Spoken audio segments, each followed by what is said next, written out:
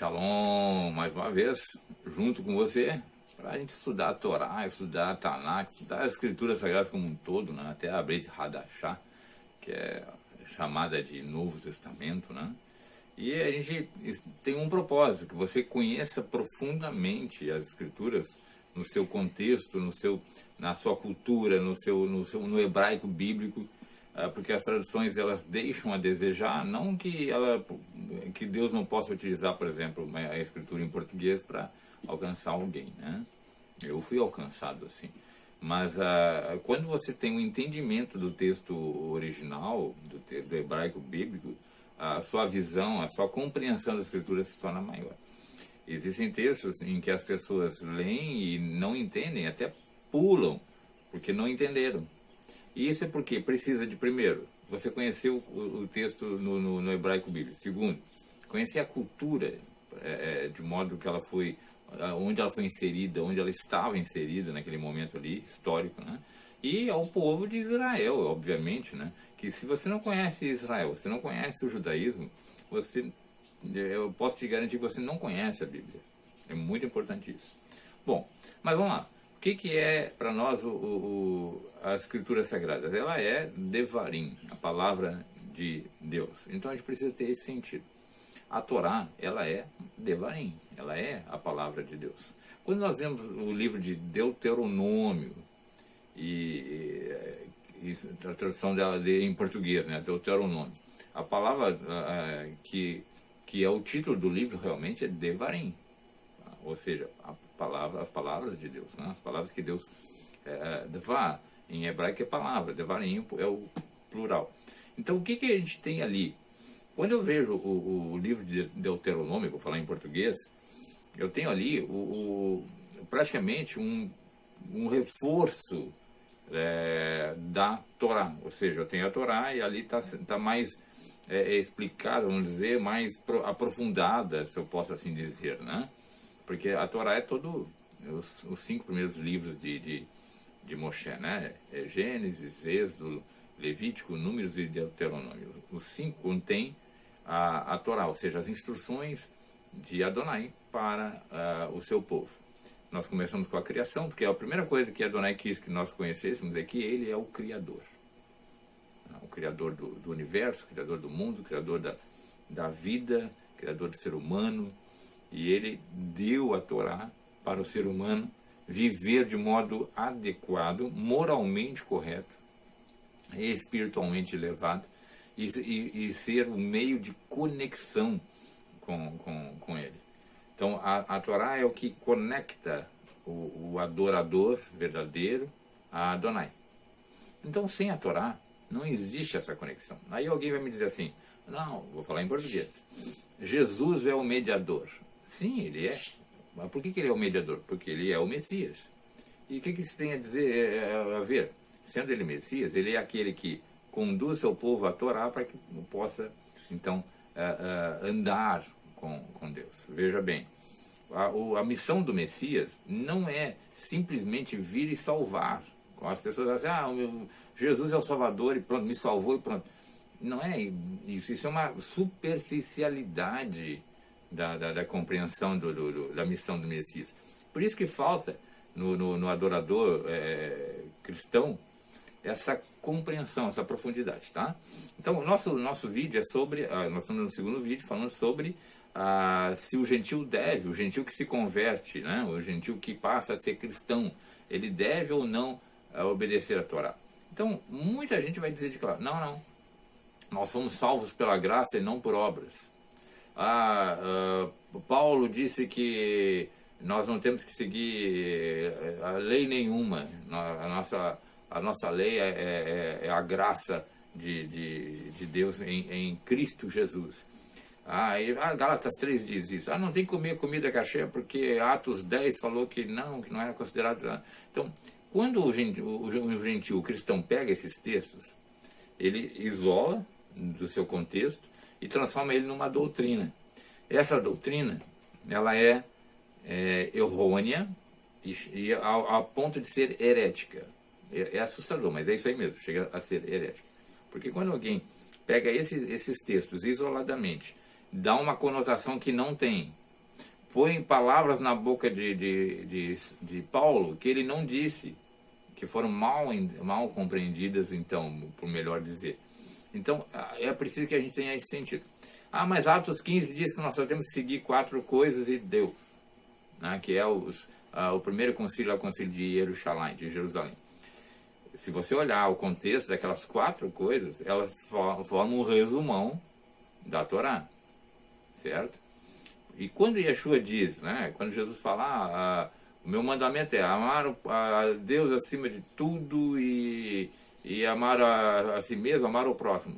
Viu? Yeshua só falou que essas três formas de amar a Deus, amar a mim mesmo e amar o próximo. Isso é o resumo da Torá. Se você conhecer a Torá, você vai ver que a Torá foi nos dada justamente para isso, para nós amarmos a Adonai, para nós amarmos o nosso semelhante e para nós termos amor à própria vida. A Torá não tem nada de diferente disso. As pessoas acham que Yeshua inaugurou algo novo lá, de princípios novos, de doutrinas novas. No próprio judaísmo, existe a concepção de que Yeshua, sendo o Messias, vamos tirar o nome Yeshua só para não causar confusão aqui, tá? Mas a missão do Messias está lá nas Escrituras Sagradas, está lá no Talmud. Inclusive os sábios de Israel que negam que Yeshua seja o Messias, eles têm uma convicção que é unânime, que é padrão. O Messias traria uma nova visão da Torá. Ele não traria uma nova Torá, ele traria uma nova compreensão da Torá. Isso aí já era esperado. Então se espera, todo judeu espera que o Messias, mesmo aquele que acha que não é Yeshua, que está esperando ainda um Messias, ele acha o quê? Ele tem a certeza de que o Messias, quando vir, ele trará essa compreensão da Torá. Por isso, quando Yeshua, ele diz lá em Mateus 5,17, cuidem, olha, se cuidem, ele fala assim, se cuidem que eu não vim revogar a Torá, eu vim completá-la. Está lá no Mateus 5,17. Então, se ele não vem revogar, da onde se tirou essa ideia de que não existe mais necessidade de Torá? Então, se o próprio Messias, ele veio dizer, eu vim completar, ou seja, eu vim dar preenchimento. Então imagine o seguinte, imagine que você colocou várias pedras dentro de um balde, aí você está com um balde cheio, certo? Aí você diz, essa aqui é a Torá, tá bom? Aí, se você olhar, existem espaços entre as pedras. E aí Yeshua vem e completa esses espaços. Não que a Torá seja imperfeita, porque Salmo 19 já disse que ela é perfeita. A Torá de Adonai é perfeita e restaura a alma. Lá está escrito como lei, né? A lei do Senhor. Mas é a Torá lá. O texto é a Torá. Então, ela é perfeita. Só que o Messias traria uma visão maior ainda. Então, por exemplo, quando ele diz assim, vocês aprenderam que não devem cometer adultério. Eu, porém, digo a vocês, olha o Messias falando, eu, porém, digo a vocês, aquele que olhar com um olhar impuro para uma mulher, a desejando, já cometeu adultério. Ou seja, a Torá, ela te dá a visão de que não só é o praticar o ato, como a própria inclinação para aquele ato. É espiritual. A Torá é espiritual. Então, nós vimos no vídeo anterior, Atos 3, né, que ele diz assim, olha, importa que os céus ocultem, guardem, preservem o Messias até que se faça a restauração de todas as coisas. Só que assim, está lá, a restauração de todas as coisas. Né? O tempo da restauração de todas as coisas. Isso no português. Quando você vai para o hebraico, você vai ver lá, Shuv, Madevarim. Shuv, Kal, Madevarim. Ou seja, o retorno, a volta de todas as palavras de Adonai. Esse é o texto tá lá. Certo? Então, assim, ó, não é restaurar todas as coisas. O tempo da restauração de todas as coisas. Mas sim, quando existir um retorno, o texto original, um retorno a todas as palavras de Adonai, né? Então, é Shuv, vem da palavra Teshuvah, né? Que é volta. E é sempre voltar para Deus. Aí diz ali, Kal, todas, não é algumas. Madevarim, ou seja, as palavras, para todas as palavras, né, de Deus. Então nós vimos que Devarim é Deuteronômio. Ali nós temos a Torá, certo? Mas vamos continuar. Um outro erro muito grande é classificar no Velho Testamento e Novo Testamento. Não existe isso. Isso foi uma decisões do Concílio de Nicéia para frente, justamente para prejudicar o entendimento dos cristãos gentios, não? Que eles passaram a acreditar que o velho era velho, já não tinha mais sentido nenhum. Então isso é uma heresia. Mas os cristãos aceitaram isso e perpetuaram ao longo dos séculos. Isso é uma heresia. Não existe Velho Testamento. Olha, esse próprio texto que os cristãos gostam tanto, que é o Salmo 19 diz, a Torá de Adonai é perfeita, restaura a alma. Como é que pode ser algo velho e ultrapassado? Certo? O Salmo 119, eu já falei aqui, tem 176 versículos, e o pessoal gosta de um. A lâmpada para meus pés é a tua palavra. Só que lá, no hebraico, está davar, davarim. A primeira palavra é devarim. Então, luz, aquilo que ilumina a minha vida, o meu andar, é a tua Torá. Esse é o que diz o Salmo 105, lá, o Salmo 119, versículo 105. E se você olhar os outros 175, que não normalmente os pregadores não pregam nas igrejas, é um hino de devoção, de amor à Torá e de compreensão de quanto ela é sagrada e importante. Eu digo que sagrado, gente. Se é sagrado, não tem conversa. Outro erro. Nós pregamos o Evangelho. E o Evangelho não tem nada a ver com vocês judeus. É outro absurdo. A palavra Evangelium, da onde vem a palavra Evangelho, Evangelium, ela é a tradução de boas novas, né? Boa mensagem, vamos dizer assim, as boas notícias, né? As boas novas. Quais são as boas novas? Seria a pergunta. Para o cristão gentil, ele acha o seguinte: não, Jesus veio e para salvar o mundo, e então todo aquele que nele crê está salvo. Essa é a mensagem central do Evangelho. Aí tem aquele complementar: tu tem que ir batizar, tem que ir para a minha igreja. Isso não faz parte das boas novas. Mas eu quero que você entenda que ninguém ia criar isso. A palavra boas novas, ela teria que ter um sentido, como eu digo assim, todo o Novo Testamento ele é dependente totalmente do Velho Testamento. Estou usando a expressão aqui que o pessoal usa, eu detesto essa expressão. Para mim é Tanakh, que é aquilo que é chamado de Velho Testamento, e Brit Hadashah, que é a renovação da aliança, que é chamado de Novo Testamento. Mas eu quero que você veja comigo Isaías, porque é extremamente importante que a gente veja isso. Isaías 31, no versículo 31, 31, olha que coisa maravilhosa, fácil de memorizar. Jeremias 31, 31, né? Ele diz o seguinte: eis aí vem dias, diz Adonai. Estou lendo a Bíblia em português, que é conhecido de vocês. Eis aí vem dias, diz Adonai, em que firmarei nova aliança. Ali está nova aliança, como se fosse algo totalmente novo, mas ali é Brit Hadashah em hebraico. É uma aliança renovada, eu vou renovar algo. Tudo bem, mas renovar é dar um contexto novo. Sim, é. Não, eu vou explicar depois, mas veja assim: eis aí vem dias, diz Adonai, em que firmarei Brit Hadashah, nova aliança. Com quem? Com a casa de Israel e com a casa de Judá. O Evangelho, ele é para Israel, para Judá. Está percebendo?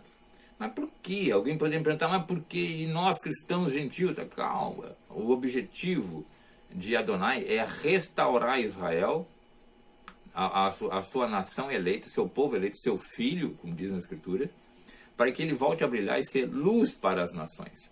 Então ele não vai trabalhar com os gentios sem trabalhar com Israel.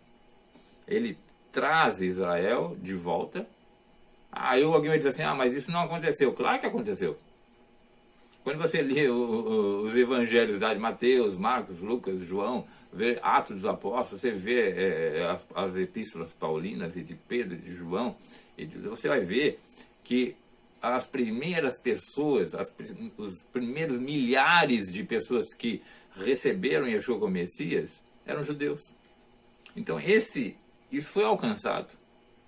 Foi alcançado. Você tem lá 3.000 batizados. Aí o pessoal prega lá: teve gente que se converteu, ouviu a mensagem de Pedro, se converteu, mas não percebeu que eram 3.000 judeus. Quando você olha lá Atos 2, né, falando sobre Pentecostes, que é Shavuot, que é a festa de Shavuot, veja que até o objetivo da troca de nomes é tão sutil para que você não crie uma associação com as festas judaicas. Então ali nós temos o Shavuot. Quem é que estava reunido naquele cenáculo, naquele local, naquele salão, para celebrar Shavuot? Não tem lógica você ter uma igreja ali, gentia, celebrando Shavuot, porque Shavuot é uma festa que os judeus é que praticavam. Os gentios ainda nem sabiam pormenorizada dessa festa. Então ali em Atos 2 você tem judeus, e o texto mostra isso. Não são eles galileus? Né? Como é que eles estão falando as nossas próprias línguas maternas, ou seja, nos nossos próprios idiomas? Agora, veja bem, 120 judeus estavam ali reunidos por ordem do próprio Yeshua. Não saiam. Yeshua diz lá em Atos 1, não saiam de Jerusalém até que vocês sejam cobertos, recebam Ruach HaKodesh, ou seja, o Espírito Santo, que não é a pessoa, uma pessoa ali, mas o Espírito de Deus que procede de Adonai, que há de santificar aquelas pessoas, sagrar aquelas pessoas e vivificar. Qual é a ideia do Ruach HaKodesh? Quando você vai lá para Gênesis 1, a história sempre está ligada ao que chamam de Velho Testamento. Reparem que quando nós temos lá bem no início, né, em Bereshit, lá em Gênesis 1, lá, Ruach HaKodesh, né, está ali pairando sobre as águas. Pairando não, ele está agitando as águas. O texto também está mal traduzido. Ele está agitando as águas para que surja a terra seca, os mares se formem, e aí vem a vida que nasce da terra e a vida que nasce do mar, e por fim o nascimento do homem, não?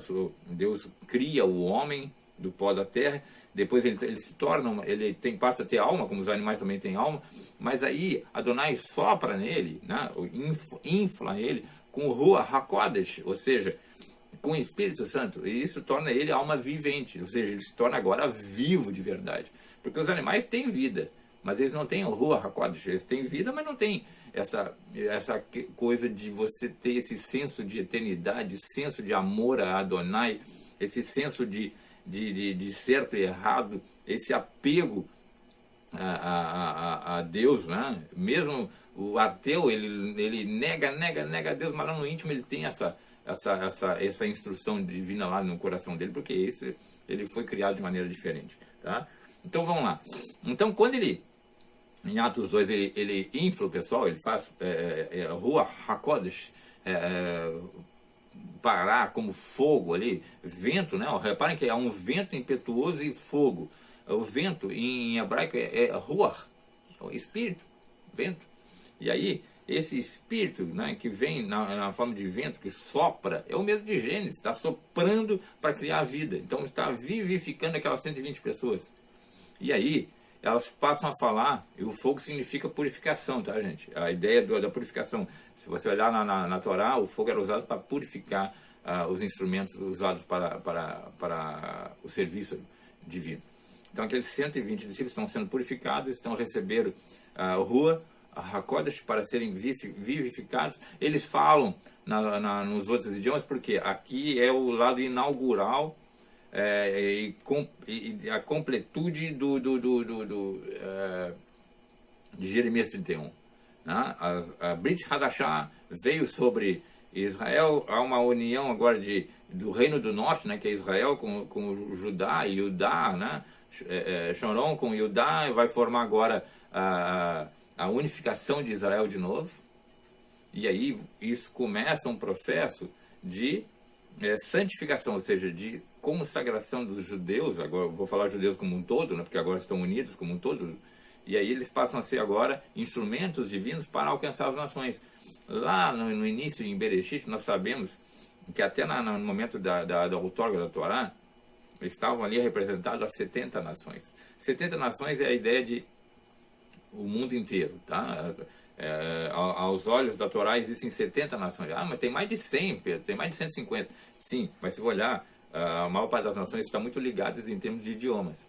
Então, na visão da Torá, são 70 nações, por isso que a menorá tinha 7 braços e tinha 10 menorás lá no templo de Salomão, né, de Salomão. Por quê? para alcançar 10 vezes 7, 70. Luz para 70 nações.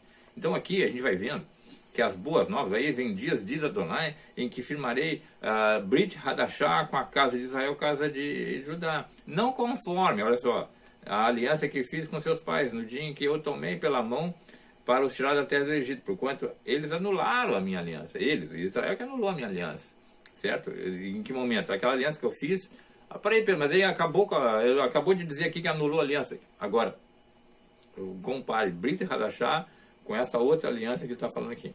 Qual era a aliança que ele fez com a casa de Israel quando saiu do Egito?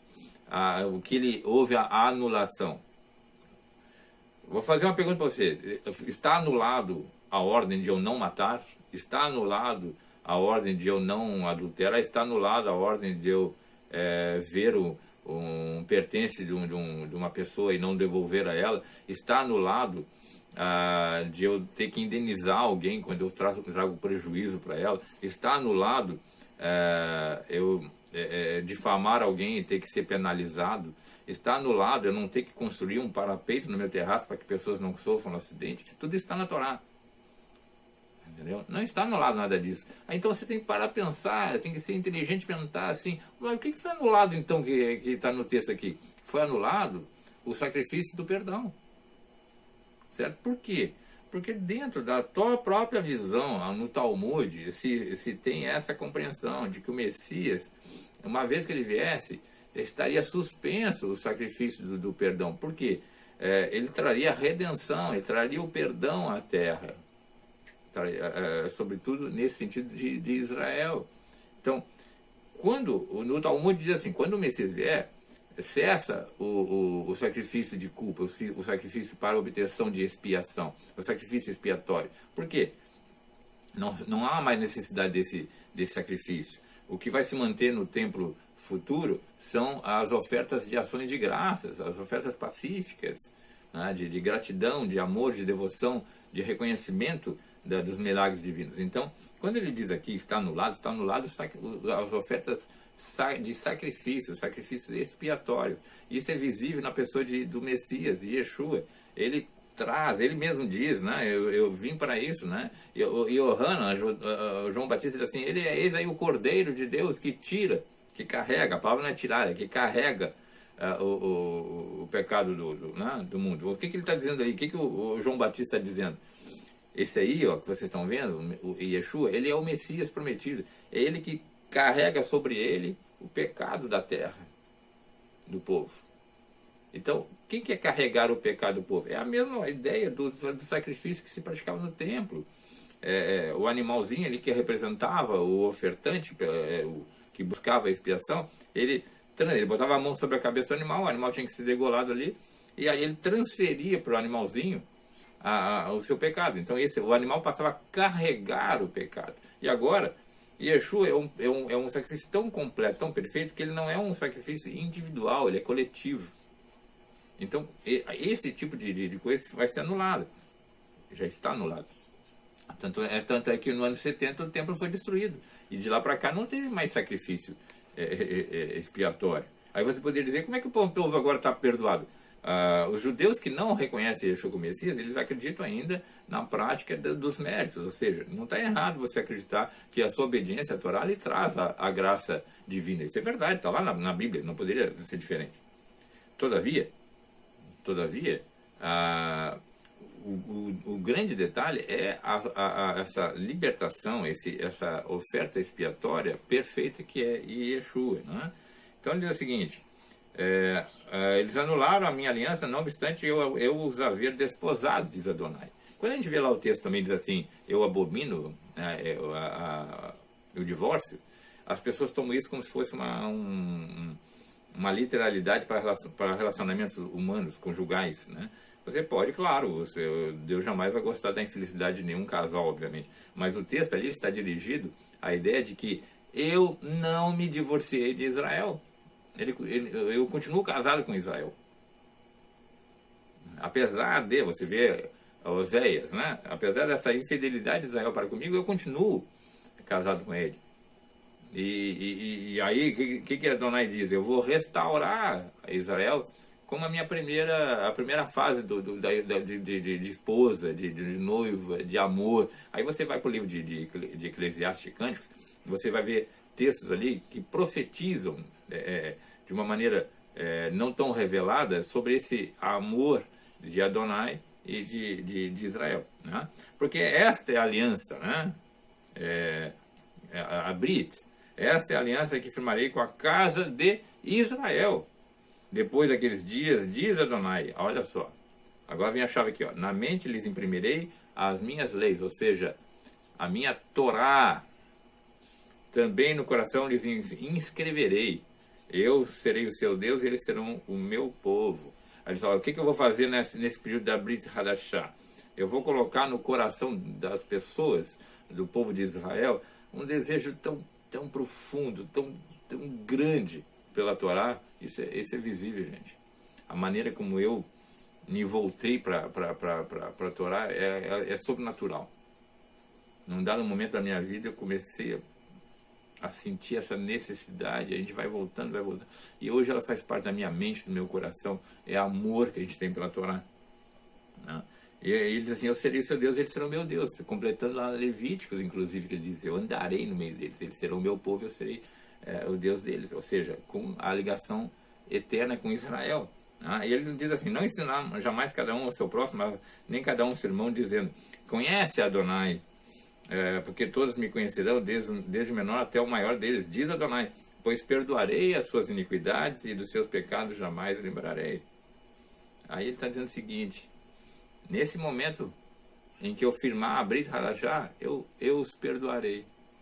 Então o perdão começou na vinda de Yeshua. Então no momento em que o judeu ele se volta para Adonai, se volta e reconhece Yeshua como Messias, o Hamashiach, ele recebe esse perdão divino. E aí começa um processo de restauração. A redenção não está completa, ela se completa, existe uma diferença entre perdão e redenção, tá bom? Perdão Deus não leva mais em conta a culpabilidade daquela pessoa que deposita sua emuná, sua confiança em Yeshua. Essa é aquela grande confusão que o pessoal fala de fé. Eu tenho fé, mas as pessoas não entenderam o que é fé. Veja o meu vídeo sobre emuná. Fé, a palavra portuguesa fé é a tradução da palavra emuná, em hebraico. Emuná não tem nada a ver com essa fé que é ensinada muito superficialmente no cristianismo, infelizmente, né? O cristianismo ele precisa voltar para isso. Então, pois perdoarei as iniquidades e dos seus pecados jamais lembrarei. Ou seja, está anulado. É o Yom Kippur permanente. Dá para entender aí? Tudo é Torá aqui, gente. Assim diz Adonai que dá o sol para a luz do dia e as leis fixas da natureza, né? A lua, as estrelas para a luz da noite, que agita o mar e faz bramir as suas ondas. Adonai, Savot, né? O Senhor dos Exércitos, como está em português. É o seu nome. Ele diz assim, se falharem essas leis diante de mim, diz Adonai, deixará também a descendência de Israel de ser uma nação diante de mim para sempre. Ou seja, nunca. Vocês vão ser a minha nação para sempre, é o que ele está dizendo aqui. Assim diz Adonai, se puderem ser medidos os céus lá em cima e sondar os fundamentos da terra embaixo, também eu rejeitarei toda a descendência de Israel. Por tudo quanto fizeram, diz Adonai. Se for possível isso, eu rejeito Israel. Então ele está dizendo o seguinte, não tem jeito. Israel é meu povo, a minha nação. E cabe a eles voltar na Brit Hadashah e ser luz para as nações. É o que aconteceu há 2000 anos atrás. Mais de 2000 anos atrás, né? Quando Yeshua veio, ele atraiu de volta as tribos de Israel, as tribos de Judá para ele, formou o primeiro grupo de pessoas, discípulos dele, que eram judeus, os 3.000 discípulos, depois passou para 5.000. Você vai ver que vai aumentando lá em Atos 9, havia paz, diz assim, havia paz na igreja. Igreja é Kahal, que é a palavra hebraica que significa ajuntamento dos que creem, dos que obedecem a Yeshua. Não é simplesmente fé, é daqueles que creem obedecendo, fidelidade. Você obedece o quê? A Torá. E aí, ele diz assim, havia paz. Paz é uma palavra tão simplista em português. Aliás, havia shalom. Shalom significa plenitude de prosperidade sobre as pessoas que creem em Yeshua. E esse é o resultado. Aí, o que nós temos de prosperidade? Deus nos abençoa todos os dias. nós vemos claramente as bênçãos de Deus materiais, de saúde, de bem-estar, sociais. Adonai está nos abençoando o tempo todo. Isso é prosperidade, tá? Que é uma promessa dele. Então veja, a Sabrit Hadashah, ela é destoada com a ideia de um evangelho muito superficial. Eu vou ler só mais uns textos aqui para a gente encerrar, senão os textos, o vídeo se prolonga e a gente não consegue prender muita atenção sua, porque o vídeo fica longo demais, então eu prefiro dividir em vários vídeos, tá? Então, essa Brit Hadashah, ela está em andamento, ela está em ativa, tá? Aí vão surgir perguntas, mas eu preciso fazer a circuncisão? A circuncisão, ela é uma aliança à parte dessa aliança que foi feita na Torá. Por quê? A aliança, ela é pré-Torá. A aliança, ela foi feita com Abraham antes de Moshe. Uma diferença aí de 400, 300 anos de diferença um do outro. Então, 400 anos, na verdade, né? Porque até o tempo que se passou de Abraham até Moshe é 400 e poucos anos. Então, Abraham recebeu essa aliança de Adonai, da circuncisão dos meninos ao 8º dia, e ele o cumpriu. Então, de lá para cá, toda a descendência de Abraham, né, que nós nos consideramos descendentes diretos de Abraham, o povo judeu, praticamos a circuncisão porque ela foi dada lá. Essa aí não foi anulada. Mas essa é para a descendência de Abraham, que é Israel. Aí pode um gentil fazer circuncisão? Pode, mas ele vai fazer por quê e para quê? Isso tem que ter muita verdade no coração dele. Qual o objetivo dele? Né? O Paulo bateu muitas vezes nessa tecla. Vocês não têm que ter cara de judeu, mas vocês têm que obedecer os mesmos mandamentos que os judeus obedecem. Quando ele fala lá que dá a entender que não é para obedecer mais, ele está falando de legalismo. Existe muito legalismo no judaísmo. O que é um legalismo? São coisas que a Torá não fala, mas muitos rabinos ensinaram como se fossem práticas halárquicas, ou seja, é uma halahá, é uma lei, né? E não é. Por isso que muitas vezes Yeshua faz essa correção. Vocês ouviram o que foi dito, mas eu, porém, vos digo. Ele faz uma correção, né? Yeshua, ele faz uma correção da halahá, da lei, né? Nem tudo que está nas decisões rabínicas, apesar de eles serem tidos como os nossos líderes, nosso ancião, nem toda decisão ela tem um grau de sagrado. Tanto é que você vê o Talmud, você vê uma discussão enorme, às vezes, em torno de um determinado princípio de halahá, né? Não há um comum, às vezes não há um senso comum de decisões, tá? Então, a nossa fidelidade é com a Torá plena ali, tá? Que mais? Quando Yeshua foi julgado pelo Sanedrim, pelo Sinédrio da época, ele foi julgado às escondidas. Lembra disso?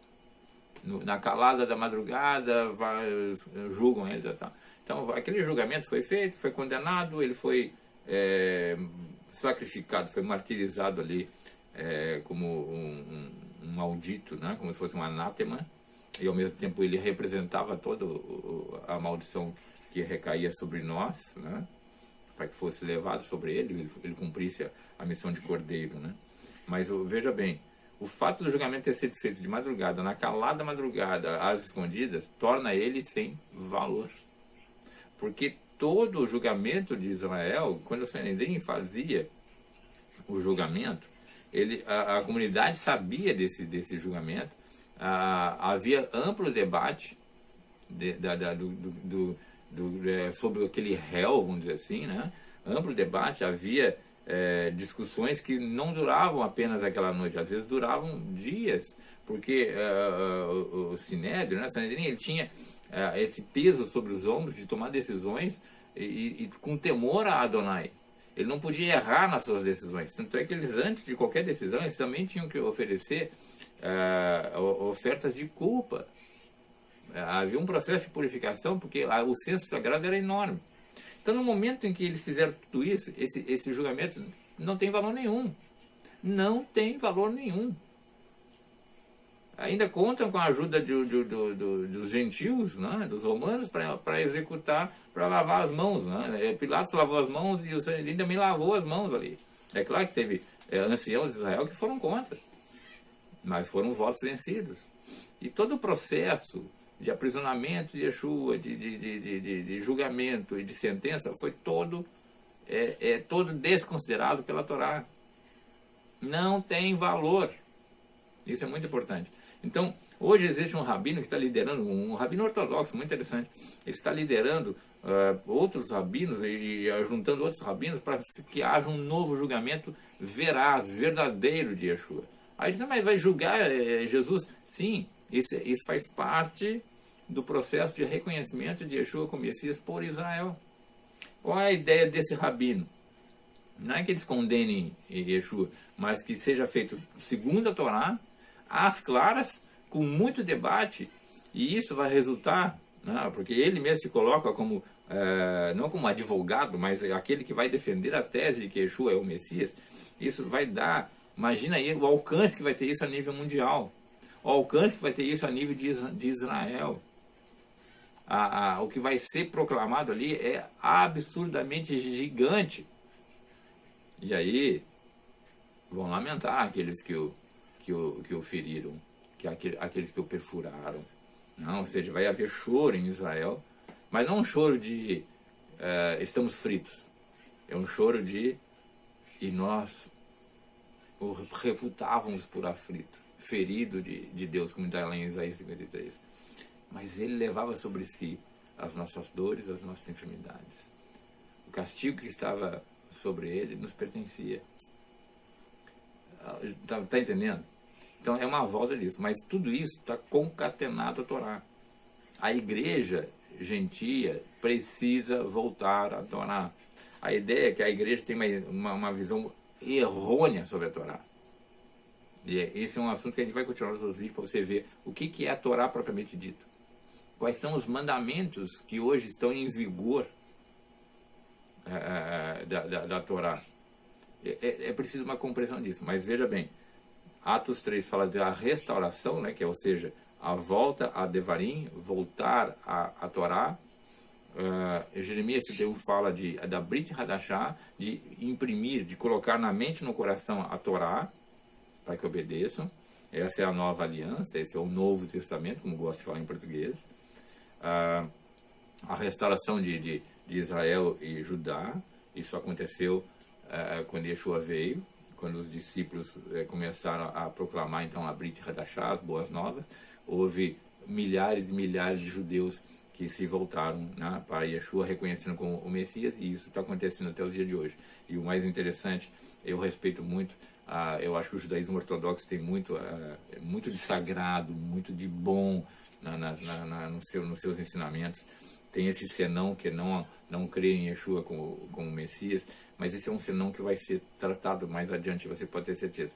Mas o legado que os nossos rabinos da ortodoxa nos deixam é muito importante, muito importante. Tudo vai acontecer naquela palavrinha que significa determinado, tempo de Adonai. Quando fala tempo, é algo que Adonai já determinou.